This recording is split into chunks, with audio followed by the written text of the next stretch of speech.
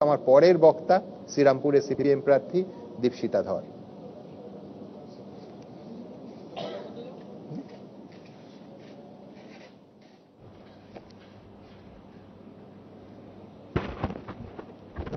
এখানে উপস্থিত আমার আগে যারা বক্তব্য রেখেছেন, আমার বড়রা এবং যারা আমাদের কথা শুনতে পাচ্ছেন, প্রত্যেকে আমাদের তরফ থেকে অভিনন্দন, শুভেচ্ছা। আমি বোধহয় প্যানেলের একমাত্র মহিলা, তাই দিলীপবাবু অনেকগুলো যখন কথা বলেছেন আমি ঠিক বুঝতে পারিনি আমার এক্সপ্রেশন কি হওয়া উচিত। আমার রাগা উচিত, আমার হাসা উচিত, আমার লজ্জা পাওয়া উচিত যে আমরা এমন একটা ব্যবস্থায় বাস করছি যেখানে 2024 সালে দাঁড়িয়েও আপনি পুরুষের মতো কথা বলুন, আপনি মহিলা হতে যাচ্ছেন কেন? যেখানে এটা মনে করা হয় আপনি যদি মহিলা তাহলে আপনি বাকিদের চেয়ে একটুখানি কমজোর, আপনি একটু দুর্বল। এবং একজন দেশের শাসক দলের নেতা যিনি এই মুহূর্তে নির্বাচনে লড়ছেন, তিনি বুক ফুলিয়ে এই কথা মাইকে বলতে পারেন, এই কনফিডেন্স আমরা পশ্চিমবঙ্গের ভারতের রাজনীতিবিদদের দিয়েছি অ্যাজ আ সোসাইটি সামগ্রিকভাবে, সেইটা আমার মনে হয় খুব লজ্জার, খুব যন্ত্রণার। একজন মহিলা হিসাবে, একজন রাজনৈতিক কর্মী হিসাবে আমি এটা মনে করে দিতে চাই সবাইকে যারা আমাদের কথা শুনতে পাচ্ছেন, এই যে খুব ক্যাজুয়াল সেক্সিজম যাকে বলা হয়, হাতে চুড়ি পরে বসে আছো নাকি, অ্যাজ ইফ যে মানুষ হাতে চুড়ি পরেন সেই মানুষ ঠিক শক্তিশালী নন। অথচ এই ভারতের মহিলারাই তো দেখিয়েছেন, সে রানী লক্ষ্মীবাই হতে পারে, সাবিত্রীবাই ফুলে হতে পারে, বেগম শাখাওয়াত হতে পারে, যারা দেখিয়েছেন হাতে চুড়ি পরা, কপালে টিপ পরা, ঘোমটা দেওয়া, এগুলোর মধ্যে দিয়ে আসলে শক্তিশালী অথবা শক্তিহীনতা বিচার হয় না। শক্তিহীনতা বিচার হয় যখন আমি আমার পুরুষত্বের দর্প মাইকে দাঁড়িয়ে বলি, যখন আমি একজন মানুষ হয়ে আর একজন মানুষকে আমার চেয়ে নিচু চোখে দেখি। এখন এইটা বলে শুরু করব আজকে আমাদের যা বিষয় ছিল। বিষয় থেকে আমরা অনেকটাই দূরে সরে গেছি এবং অনেকগুলো প্রশ্ন উঠেছে, অনেকগুলো প্রশ্নের উত্তর দেওয়ার জন্য আমার ইচ্ছা করছে, কিন্তু আমি সেসবে যাব না। আমি আস্তে আস্তে একটা গল্প আমার মনে পড়ছিল এই যবে থেকে আমাকে ওই টপিকটা আমি শুনতে পেয়েছি। আমি যখন ছোট ছিলাম আমি খুব ক্লাসে দুষ্টুমি করতাম। ADHD বলে একটি নির্দিষ্ট রোগ হয়, attention deficit hyper activity disorder. আমার ADHD ছিল ছোটবেলা থেকে, খুব ছটফটে দুষ্টু। তো আমার ক্লাসে একটি মনিটর ছিল, মনিটরটি লম্বা চওড়া, বেশ গোলগাল, একটু ধমক চমক দেয়, হাইটে একটু বড় বলে বাকিদের উপর একটু কর্তৃত্বও ফলায়। তো যা হয়, আমি ক্লাসের মধ্যে খুব বক বক করছি, সে প্রতিবার ওই বোর্ডে বড় বড় করে আমার নাম লিখে দিচ্ছে। তাতেও আমি যখন কথা শুনছি না, তাতে আমার নামের পাশে একটা দুটো তিনটে স্টার লাগিয়ে দিচ্ছে। আমি একটু দুঃখ পাচ্ছি, একটু ভয় পাচ্ছি, দিদিমণিরা আবার বকাবকি করবেন, মায়ের কাছে রিপোর্ট যাবে। এমনই একটি দিনে টিফিন বেলায় আমি আমার টিফিন খুলেছি। সেদিনকে সৌভাগ্যবশত মা ম্যাগি ট্যাগি বানিয়ে দিয়েছে, বেশ ডিম টিম দিয়ে, ভালো তার গন্ধ বেরিয়েছে। এখন এই লম্বা চওড়া আমার মনিটরটি আমার পাশে এসে বসেছেন, এসে জিজ্ঞেস করছে, কিরে দীপশিতা কি খাচ্ছিস? আমি বললাম এই যে ম্যাগি। একটু আমি তার সঙ্গে ভালো করে কথা বলছি না, আমার রাগ হচ্ছে মনে মনে। তুই একদিকে আমার নাম লিখবি, আবার জিজ্ঞেস করবি তুই কি খাচ্ছিস? আমাকে বললে একটু দে না। আলাম তুই তো রোজ আমার নাম লিখিস বোর্ডে, বেশি বেশি করে নাম লিখিস, নামের পাশে 3টে স্টার দিস, তাহলে আমি তোকে দেবো কেন? বলছে তুই আমাকে এখন ম্যাগি দে, বিশ্বাস কর আমি তোকে প্রমিস করছি, পিঙ্কি প্রমিস, আমি কখনো আর তোর নাম ওই মনিটর হয়ে আমার ব্ল্যাকবোর্ডে লিখবো না। আমি বললাম ডিলটা মন্দ না। একটু ম্যাগি দিলাম, একটু আমার পেটটা কম ভরলো, কিন্তু দেখলাম ব্যাপারটা সেট হয়ে গেল। তারপরে আমি হাসছি, দৌড়াচ্ছি, এর সাথে ঝগড়া করছি, ওর সাথে ঝগড়া করছি, এর পেন নিয়ে নিচ্ছি, ক্লাসের মধ্যে হি করে হেসে উঠছি, কোনো কিছুতেই আমার নাম উঠছে না। মজার ব্যাপার, ভালোই সেটিংটা চলছে। দুদিন পর আমি এসছি আবার স্কুলে। সেদিন আমার মনটা একটু খারাপ, সেদিন আর ঠিক বাড়িতে একটুখানি গন্ডগোল টন্ডগোল হয়েছে, মার কাছে বকা খেয়েছি। সেদিন আর আগের দিনের মতো দুরন্ত পানা করছি না, সেদিন আর বেশি কথা বলছি না, চুপচাপ বসে আছি। আমি দেখছি সেদিনকেও হঠাৎ করে ওই যে মেয়েটি, সেই মেয়েটি আমার নাম লিখেছে। আমি অবাক হয়ে গেলাম যে কি ব্যাপার, আমি তো কিছুই করছি না, তুই আমার নাম লিখেছিস কেন? বললো তুই আজকে টিফিনে কি এনেছিস? আনলাম ওই যে মা বোধহয় লুচি আলুর দম বানিয়ে দিয়েছে। বললো তোর যদি আমি নাম এই ব্ল্যাকবোর্ডে না লিখি তাহলে তো তুই টিফিন বেলা আমাকে লুচি আলুর দমটা দিবি না, তাই যদি তুই আমার লুচি আলুর দম দিবি, যে কোনো দিন প্রতিদিন এই সেটিংয়ে এই ডিলে আমার সাথে আসিস, তাহলে তোর নাম কোনোদিনও উঠবে না। আর যদি তুই আমাকে বলিস যে তোর টিফিন প্রতিদিন আমার সঙ্গে ভাগ করে খাবি না, তাহলে তুই কথা বলিস আর না বলিস তোর নাম আমি ব্ল্যাকবোর্ডে লিখবো। তুই কথা বলিস আর না বলিস তোর নামের পাশে আমি 3টে স্টার দেব। এই ভারতবর্ষে ইডি সিবিআই কে যেভাবে আমার কেন্দ্রের সরকার ব্যবহার করছে সেটা একটু এইরকম।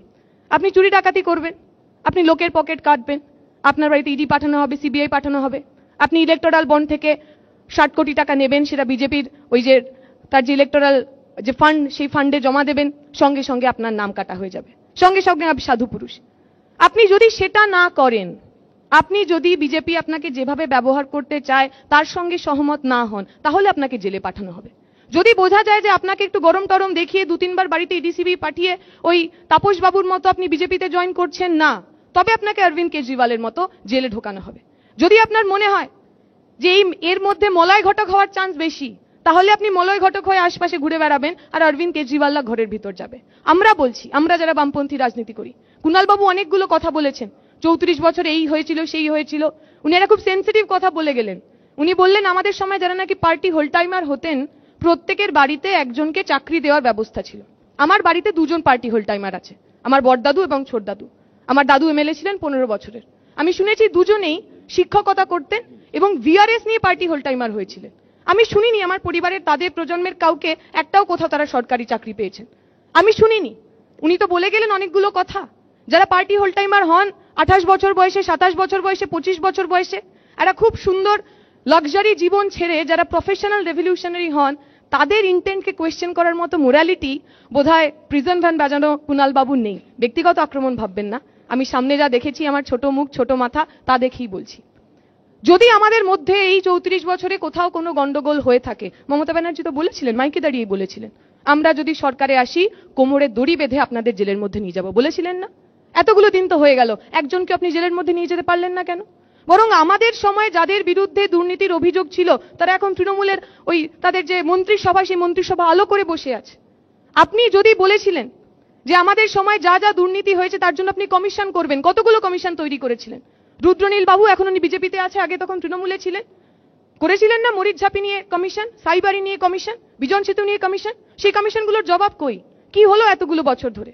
ওই কমিশনে যাদেরকে আপনি 1 লাখ টাকা 1.5 লাখ টাকা প্রতি মাসে দিয়ে রাখলেন, আমার মানুষের, সাধারণ মানুষের ট্যাক্সের টাকা যাদের পকেটে ঢোকালেন, তারা এতগুলো বছর ধরে কি করলো?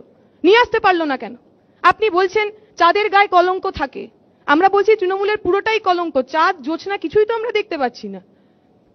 আমরা মনে করি, আমরা বামপন্থীরা মনে করি, আজকের দিনে দাঁড়িয়ে যখন ইডি সিবিআই এর মতো এইরকম গুরুত্বপূর্ণ ব্যবস্থাগুলোকে বিজেপির দল, শাসক দল, তারা তাদের মতো করে ব্যবহার করার চেষ্টা করে, সেখানে দাঁড়িয়ে তৃণমূল যখন বাকি সবার সঙ্গে, সমস্ত বিরোধীদের সঙ্গে এক জায়গায় দাঁড়িয়ে এক লাইনে দাঁড়িয়ে থাকার চেষ্টা করেন, আমরা তো প্রশ্ন তুলবো, সেটিং এর প্রশ্ন তুলবো তো, আমরা প্রশ্ন তুলবো তো।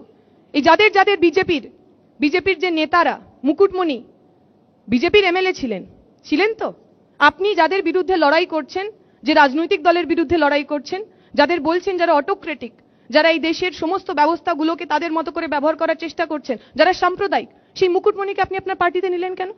বলতে পারতেন তো আমি নেব না। আপনারা তো বলছেন আপনারা মা মাটি মানুষের সঙ্গে রয়েছেন, উন্নয়ন করেছেন, সাধারণ মানুষ আপনার সঙ্গে রয়েছে, তাহলে ওদের নিচ্ছেন কেন? এই একই প্রশ্ন বিজেপির ক্ষেত্রেও খাটে। এখানে দিলীপ বাবু বিশাল লম্বা একটা ভাষণ দিলেন, তিনি ক্ষমতা এলেন, কাকে কাকে কি কি করবেন, কোথায় কোথায় ঢোকাবেন।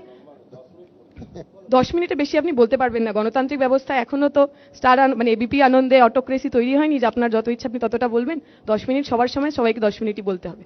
এখন যে কথা আমি বলছিলাম, উনি বললেন ওনারা যদি সরকারে আসেন, ওনারা যদি আবার ফিরে আসেন, বহু লোককে জেলে ঢোকাবেন। আমার ভয় হচ্ছে যাদের যাদের জেলে ঢোকানোর কথা উনি বলছেন প্রত্যেককে না বিজেপিতে ঢুকিয়ে নেন। শুভেন্দু অধিকারী, তার বিরুদ্ধেও তো অভিযোগ ছিল, তাকে জেলে ঢুকিয়ে আপনার পার্টিতে ঢুকালেন কেন? তাপস বাবু, তার বাড়িতেও তো আপনি ওই ইডি পাঠিয়েছিলেন, তাকে জেলে না ঢুকিয়ে বিজেপিতে ঢোকালেন কেন? তারপরে তাকে এমপির টিকিট দিলেন কেন? আপনি বলছেন যে আপনারা যদি সরকারে আসেন আপনারা এই করবেন সেই করবেন। আপনারা বলছেন তৃণমূলে যারা যাচ্ছেন তারা নাকি অন্ত্যেষ্টি যাত্রার দিকে যাচ্ছেন। আমি তো বলবো অর্জুন সিংকে একটা মৃত্যুঞ্জয় পুরস্কার দেওয়া উচিত। অর্জুন সিং তৃণমূলে গিয়ে মৃত্যুপথে গিয়ে আবার সঞ্জীবনী সুধা নিয়ে বিজেপিতে চলে এসছে। বিজেপির দিলীপ ঘোষ অর্জুন বাবুকে আটকাতে পারেনি। মৃত্যু পথযাত্রী, তৃণমূল পথযাত্রী অর্জুন বাবু যখন ফিরে আসতে চাইলেন, তাকে আটকানোর মতো ধক, তাকে আটকানোর মতো জোর, তাকে আটকানোর মতো কলিজা দিলীপ বাবুর ছিল না। সুতরাং যে কথা বলে আমি শেষ করব, আসলে আমার সামনে দাঁড়িয়ে তৃণমূল বিজেপি দুই দলই যখন একে অপর দিকে আঙুল তোলে, আর যখন দুই দলই একে অপরের সমস্ত ধরনের প্রবলেমেটিক মানুষগুলোকে একে অপরের কাছে নিয়ে নিতে এতটুকু পিছপা হন না, আমি জানি না তাদের কম্পালশন কি। দিলীপ বাবু বলছিলেন যে অনেক মানুষ, যে মানুষের বাড়িতে মা অসুস্থ থাকে সেই মানুষকে হাত পেতে চুরি করতে হয়। আমি জানতে চাইবো শুভেন্দু অধিকারী বা শঙ্কুদেব পান্ডার কি এমন মজবুরি ছিল যে ওই নারদা স্ট্রিং স্ক্যামে হাত পেতে ওনাকে টাকা নিতে হয়েছিল। আমি দিলীপ বাবুর কাছে জানতে চাইবো এমন কি মজবুরি ছিল তৃণমূলের নেতারা আপনার চৌকাঠে কিভাবে শুয়েছিল, অথবা তৃণমূলের কাছে জানতে চাইবো বিজেপির ওই নেতারা তৃণমূলের চৌকাঠে কি এমন ভাবে শুয়েছিল যে তাকে ডিঙিয়ে আপনারা কেউ যেতে পারলেন না, তাদেরকে টিকিট দেওয়া থেকে শুরু করে দলের মন্ত্রী বানানো থেকে শুরু করে সমস্তটা আপনারা করতে পারলেন। আমাদের বিরুদ্ধে এখনো পর্যন্ত এই 34 বছর ধরে আমরা শাসনে ছিলাম, সাধারণ মানুষ আমাদের ভোট দিয়েছেন, নির্বাচিত করেছেন, আমরা এখনো বলেছি যে কোনো ধরনের তদন্তের জন্য আমরা তৈরি। ইডি, সিবিআই, সিআইডি যা খুশি আনতে পারেন, কোথাও এতটুকু আমাদের লজ্জা পাওয়ার, ভয় পাওয়ার, পিছিয়ে আসার জায়গা নেই। এই গৌতম দেব, আমার মনে আছে অনেকদিন আগে, তখন ইডি, সিবিআই এই লিপস অ্যান্ড বাউন্ড পর্যন্ত পৌঁছাতে পারেননি, প্রেস কনফারেন্স করে বলেছিলেন লিপস অ্যান্ড বাউন্ডের এই দুর্নীতির কথা, দেখিয়েছিলেন হাতে ওই পুড়ে যাওয়া বিলগুলো। আমরা বামপন্থীরা গর্ব করে বলতে পারি, হতে পারে আমরা পার্লামেন্টে শূন্য, হতে পারে আমরা অ্যাসেম্বলিতে শূন্য, কিন্তু ওই জেলের মধ্যে যারা দুর্নীতি করে যান অথবা দলবদল করে যারা নিজেদের সম্পত্তি বাড়ান, সেই লিস্টেও আমরা শূন্য। ধন্যবাদ।